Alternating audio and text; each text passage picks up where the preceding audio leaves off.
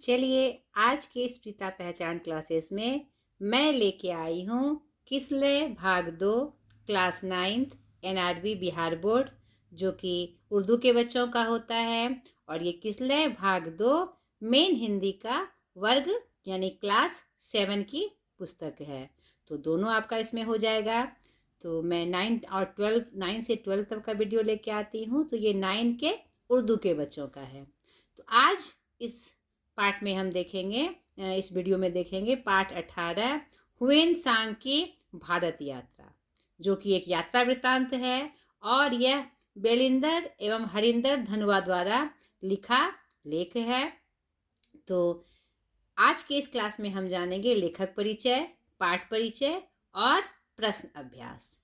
तो बेलिंदर और हरिंदर धनुआ के बारे में विशेष जानकारी प्राप्त नहीं होती है, विशेष प्रमाणिक जानकारी प्राप्त नहीं है।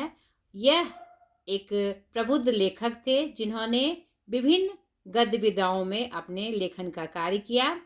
और क्या कहते हैं, यह जो उनका लेख है, यह हुएन सांग जो चीन के एक प्रमुख यात्री थे जिन्होंने बौद्ध धर्म का पूरे विश्व में प्रचार किया, उसके बारे में यह यात्रा वृत्तांत आया हुआ है।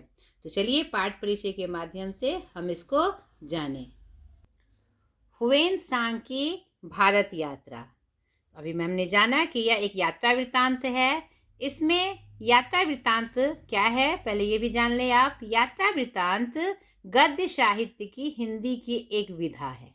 नहीं, पहले जितने भी रचनाएं की जाती थी वह पद्य में की जाती थी, काव्य में की जाती थी, यानी कविता में की जाती थी। लेकिन जब से आधुनिक काल शुरू हुआ हिंदी साहित्य का 1857 के बाद, तो बहुत सारी ऐसी गद्य विधाएं आई जिसमें लेखन होने लगा। नहीं, क्या कहते हैं, अलग एकांकी, संस्मरण, आत्मकथा, ललित निबंध, निबंध आदि।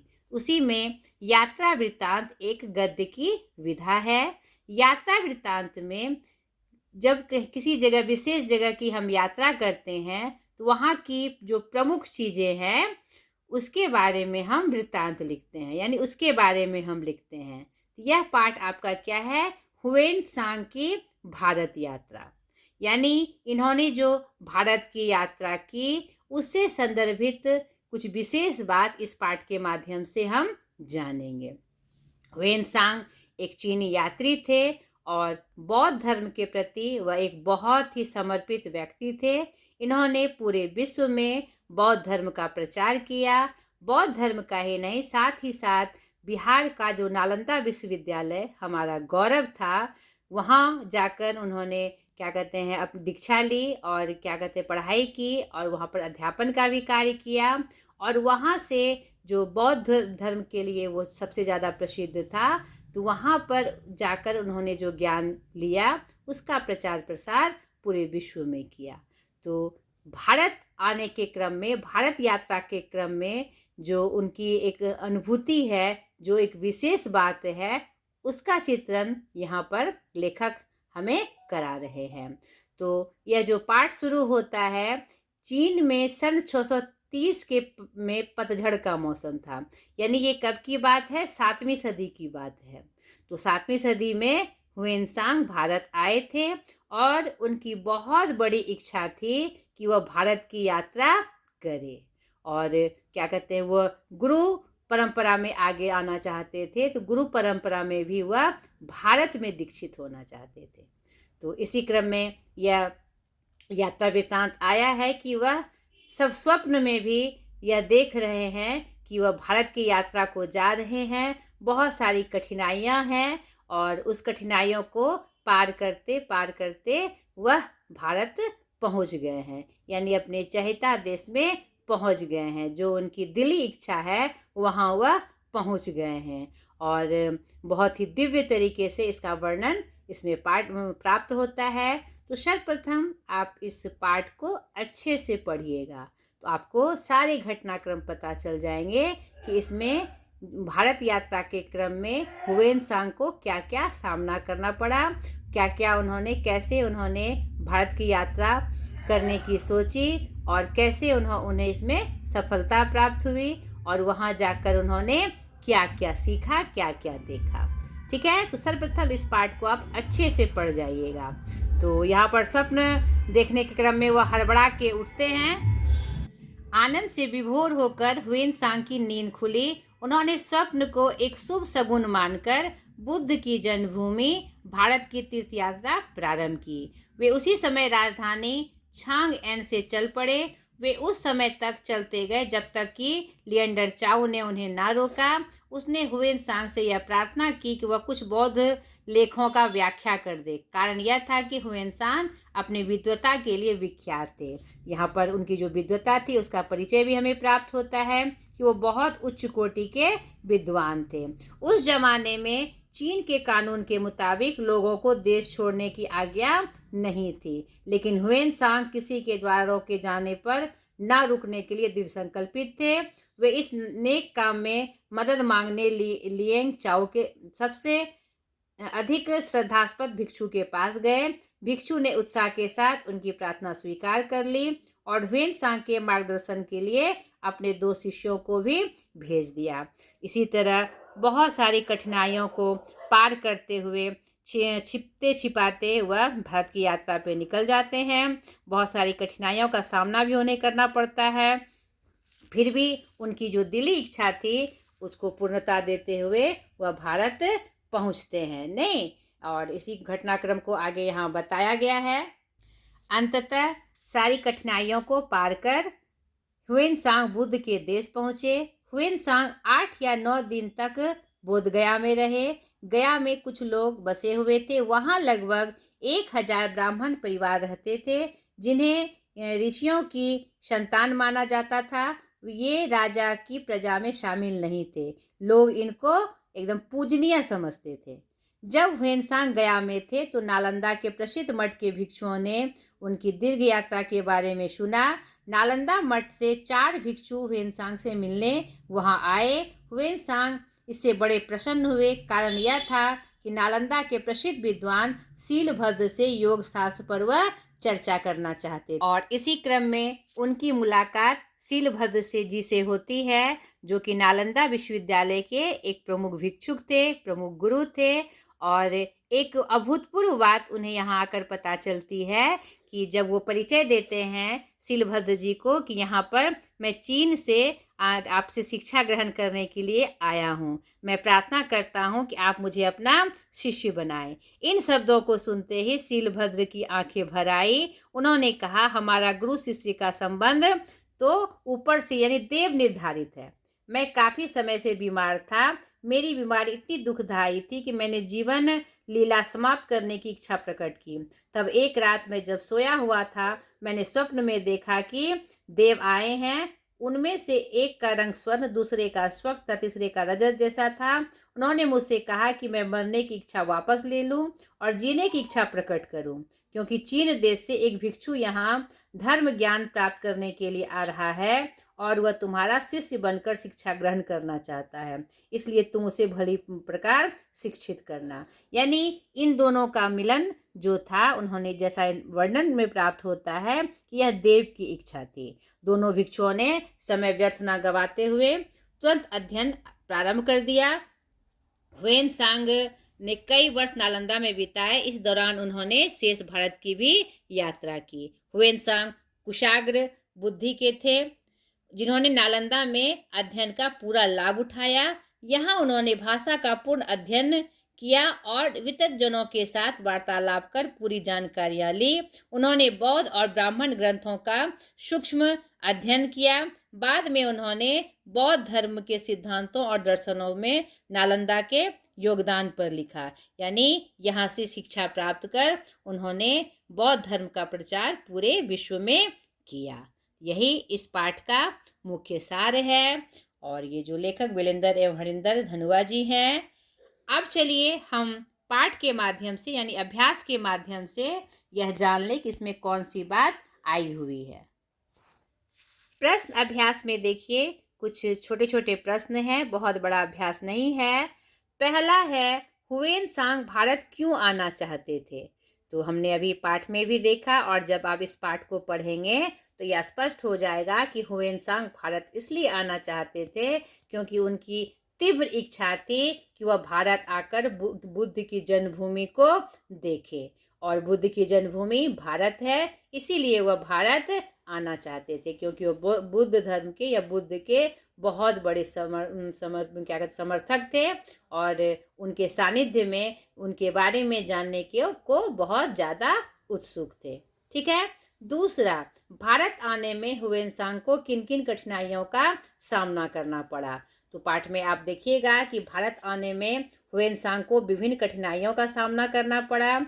सर्वप्रथम, उस समय जिस समय वह भारत आना चाहते थे, उस समय चीन देश में क्या ऐसा नियम नहीं था कि वह देश छोड़कर जा सके।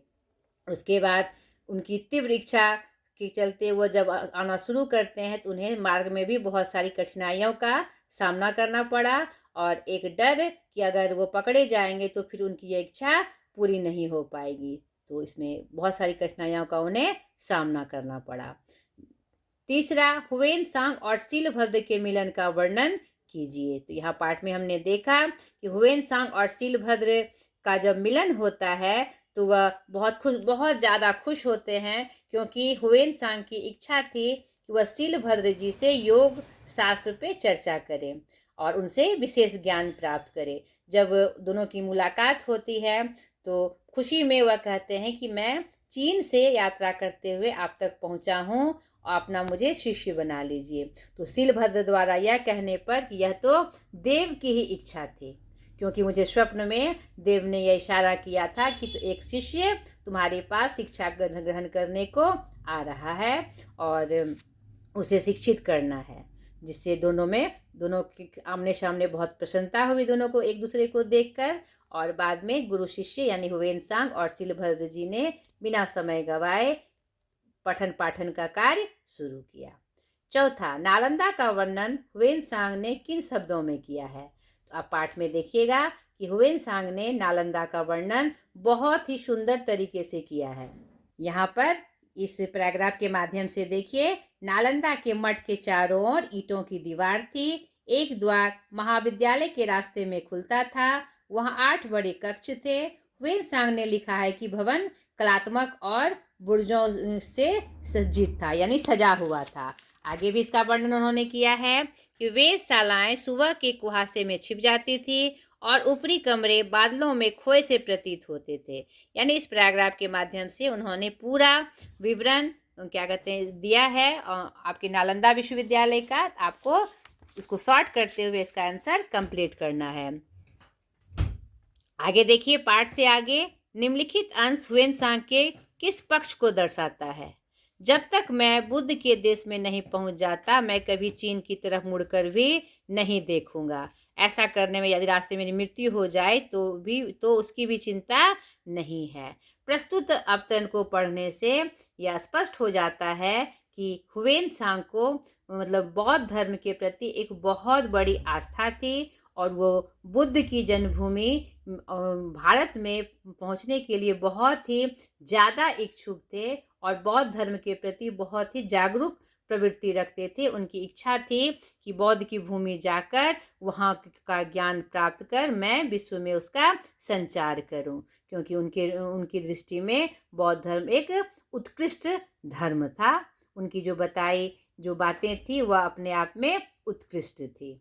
तो यहाँ पर उनका बौद्ध धर्म के प्रति एक विशिष्ट पक्ष को दर्शाता है।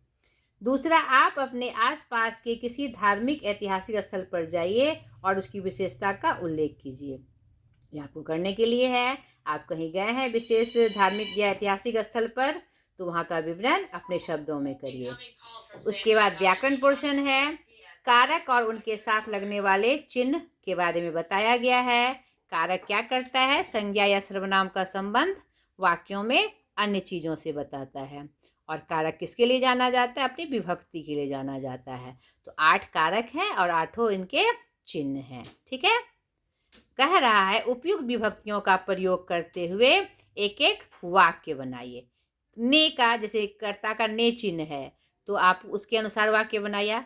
राम ने भात खाई। को, राम ने रावण को मारा। करण, से यानी से द्वारा यानी साधन, नहीं मैं कलम से लिखता हूँ। मोहन श्याम के लिए मिठाई लाया। आपादान, वृक्ष से पत्ते गिरते हैं। विद्यार्थी विद्यालय से बाहर चला गया। आपादान कारक क्या होता है? करण में भी से है और आपादान में भी से है।